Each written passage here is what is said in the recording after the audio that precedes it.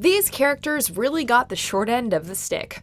Welcome to Watch Mojo, and today we're counting down our picks for the top 10 movie characters who are hated for stupid reasons. Mom, please sit talk to me. Close the window. Mama, get him. Please sit talk to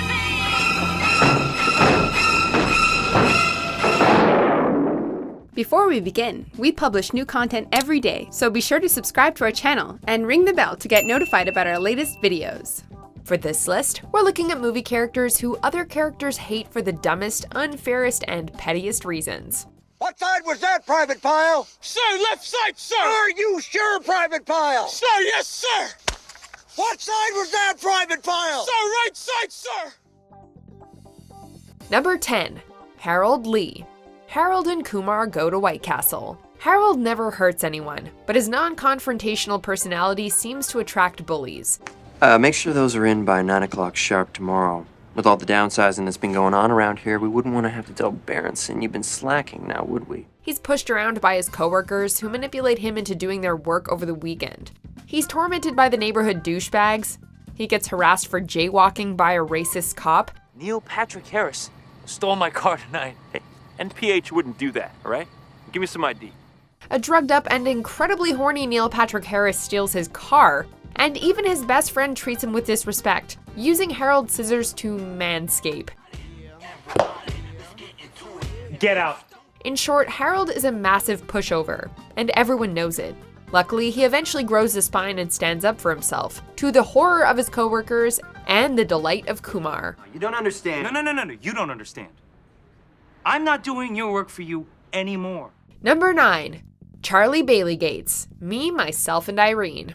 There are pushovers, and then there are people that even the pushovers use as doormats. Say, Ed, did you see where my paper went today? The wife's got it in the shitter. Charlie is possibly the friendliest man in existence, yet he's frequently treated like utter crap. After his wife cheats on him with their wedding limo driver, she leaves Charlie with her triplets. The town sees him as a spineless joke and treats him with contempt, knowing full well that he won't stand up for himself. He's even told off by a little girl for crying out loud. My dad says you're a joke and I don't have to listen to you. But even the nice guys can only withstand so much scorn before they snap, which is exactly what happens when Charlie develops another personality to help out. Still want to skip rope in the street? I'm gonna tell my daddy on you, Charlie! Number 8. Stu Price, The Hangover. While we're on the subject of pushovers, we can't forget Stu. Have a good weekend. I miss you. The admittedly dorky dentist is the object of constant ridicule, and often taken advantage of. Phil calls him a pejorative term that we can't repeat here. He's manipulated into paying for the expensive villa, and he's constantly ragged on for being a dentist.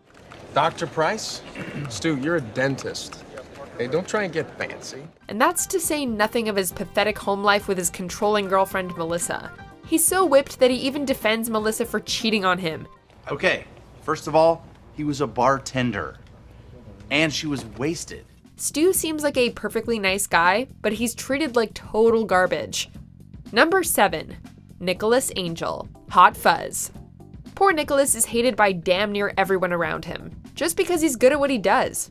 Now, I know what you're going to say, but the fact is, you've been making us all look bad.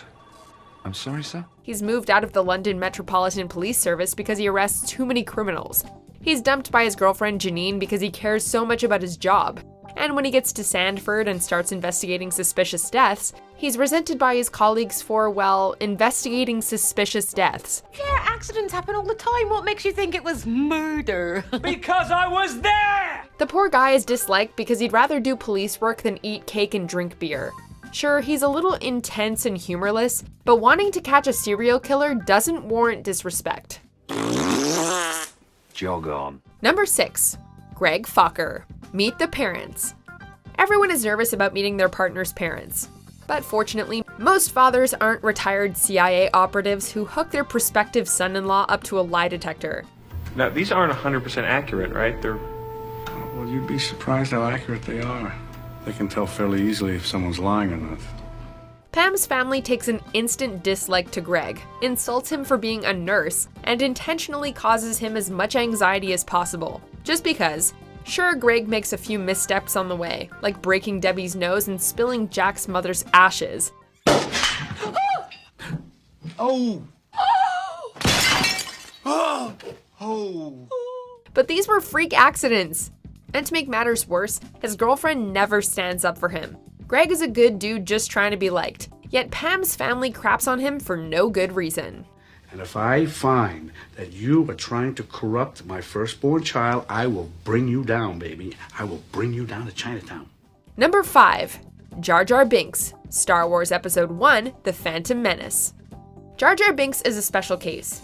Not only is he hated in-universe, he's detested in the real world as well. Don't do that again. But hear us out here. Sure, Jar Jar is clumsy, ridiculous, and often clueless. But these are also characteristics that should make him at least somewhat sympathetic to the characters around him. After all three are generally outside of his control. Yet no one is having it. Oh, muy, I love you! You almost got us killed. Are you brainless? Qui-Gon calls him brainless and his own people banish him for being accident-prone. Yeah, he did help Palpatine's rise to power, but he was shunned and ignored long before that. The poor guy was just trying to help. General! Number 4. Ella, Cinderella. Characters don't get much more sympathetic than Cinderella. Miss Ella, it's your father, miss. He took ill on the road. The rags to riches story of Cinderella has been endlessly retold over the years, but that doesn't make the 2015 live-action version any less distressing. Ella is treated appallingly at home by her stepmother and stepsisters, forced to do every single chore amid a shower of insults. She's even made to sleep by the sooty fireplace, hence the nickname Cinderella. Oh, it seems too much to expect you to prepare breakfast, serve it, and still sit with us. Wouldn't you prefer to eat when all the work is done, Ella? Or should I say Cinderella? Of course, there's no real method to the madness. Lady Tremaine just hates that Ella is courageous and kind, and wants to break her spirit. It would ruin their prospects to be seen arriving with a ragged servant girl. Because that is what you are. And that is what you will always be. Number 3. Leonard Lawrence, also known as Gomer Pyle, Full Metal Jacket. Marine drill instructor R. Lee Ermey famously wrote much of his own dialogue for the role of Gunnery Sergeant Hartman. The object of this character's worst abuse is Marine Corps recruit Leonard Lawrence. From now on, you're Gomer Pyle! Sir, yes, sir! Given the nickname Gomer Pyle, Lawrence is dressed down for being overweight and unintelligent. When Lawrence indulges his appetite by smuggling in a donut, the result is collective punishment and a particularly violent blanket party at the hands of his fellow recruits.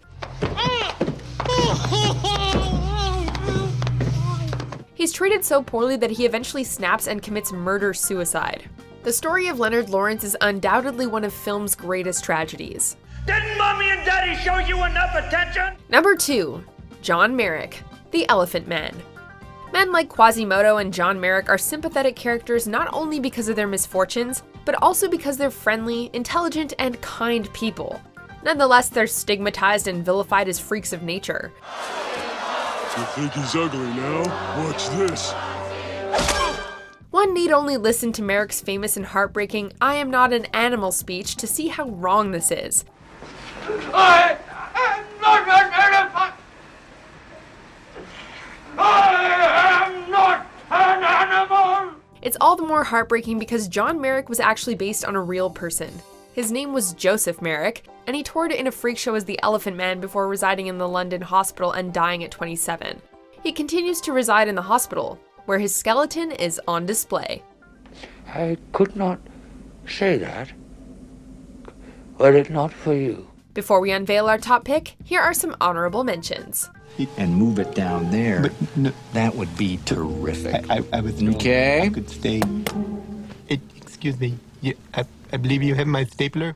I am so sorry, Regina. Really, I don't know why I did it. I guess it's probably because I've got a big lesbian crush on you. Suck on that! It's taken. Is this seat taken? Have it, mate. Thanks. He peed on my rug! He peed on the dude's rug. Donnie, you're out of your element. Dude, The Chinaman is not the issue here.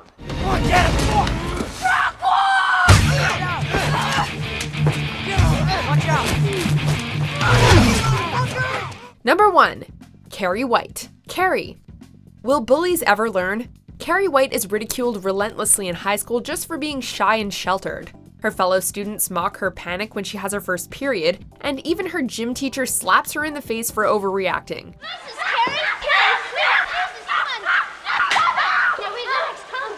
Her home life is even worse, thanks to her fanatically religious mother, who abuses her and locks her up inside a closet. I need this the same person, and this was a twisted child. I need your book payments, sweat and blood. When Carrie defends herself using her newfound powers, her mother accuses her of being an evil witch. After a particularly malicious prank, Carrie famously snaps and has her revenge.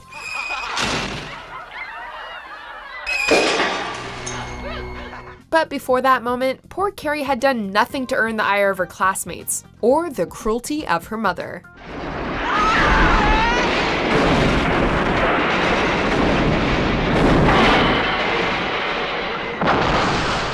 Do you agree with our picks? Check out these other great clips from WatchMojo, and be sure to subscribe and ring the bell to be notified about our latest videos.